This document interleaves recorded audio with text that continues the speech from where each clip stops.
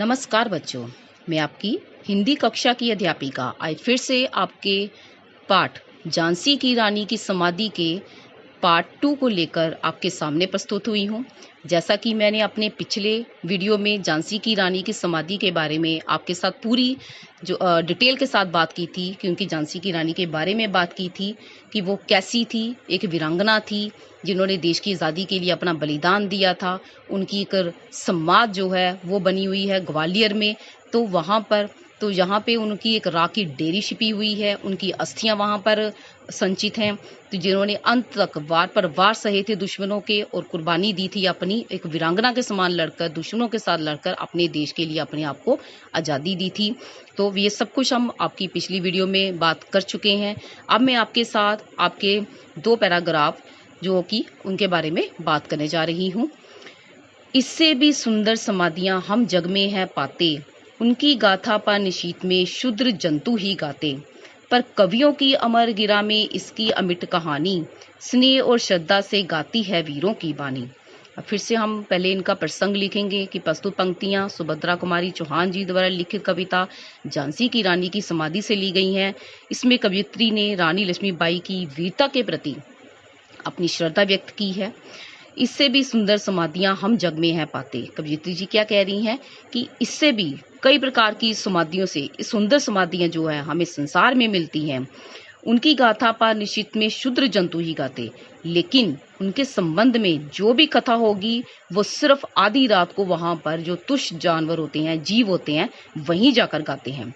पर कवियों की अमर गिरा में इसकी अमिट कहानी, लेकिन कवियों की अमर वाणी में इस झांसी की रानी की समाधि को, जो कि वो कभी ना गिरने वाली अमर की कहानी कहा जाता है, और जिसे वीर अपने स्वर में अत्यंत श्रद्धा और स्नेह पूर्वक गाते हैं, ये वीरों की ऐसी कहानी है, वीरों की ऐसी वाणी है जिसके बलिदान को एक कवि और वीर आज भी श्रद्धा पूर्वक गाते हैं।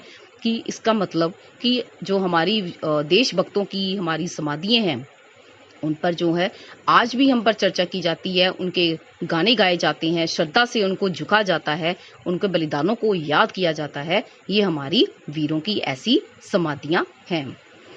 नेक्स्ट हमारा आ रहा है पैराग्राफ। बुंदेले हर बोलों के मुख हमने सुनी कहानी है, खूब लड़ी मर्दानी वह तो झांसी वाली रानी है।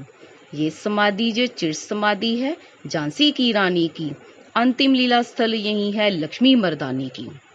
अब इसमें फिर से हमारी कवयित्री जी ने उनके प्रति श्रद्धा व्यक्त की है और उनके प्रति एक गाना गाती हुई वो शो हो रही है हमें। कि कवयित्री कहती हैं, हमने बुंदेलखंड के जशोगान करने वाले मुख से ये कहानी सुनी है कि जो मर्दानी लड़ी थी, जो मर्दों के समान लड़ी थी, खूब डट कर लड़ी थी, जिसने अपना बलिदान दे दिया था और खूब मर्दों की तरह लड़ी थी, वो कौन थी? वो झांसी की रानी थी। ये समाधि जो चिर समाधि है, ये उनकी स्थायी समाधि है, बड़ी देर तक रहने वाली उनकी ये समाधि है। ये उनके अंतिम युद्ध क्षेत्र की लीला स्थल है, युद्ध क्षेत्र की स्थली है। लक्ष्मीबाई वास्तव में ही एक वीरांगना थी, एक मर्दानी वीरांगना थी, जिन्होंने देश के लिए वीरता पूर्वक युद्ध करते हुए बलिदान देकर समाधि के रूप में उनको हमेशा ही याद रखा जाएगा। उनकी हमेशा वीरता को याद रखा जाएगा कि किस प्रकार उन्होंने देश के लिए अपना बलिदान दिया और किस तरह उन्होंने अपनी आज़ादी को हासिल किया था। तो ये था हमारा झांसी की रानी की समाधि की कविता आपके साथ मैंने डिस्कस की पूरी, जिसमें हमारे झांसी की रानी के बारे में उनकी बाद में बात की गई है।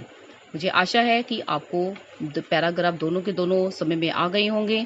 तो बेटा जी प्लीज़ इसे लाइक, शेयर और सब्सक्राइब कीजिएगा ताकि दूसरे बच्चे भी इसका फ़ायदा उठा सकें। धन्यवाद।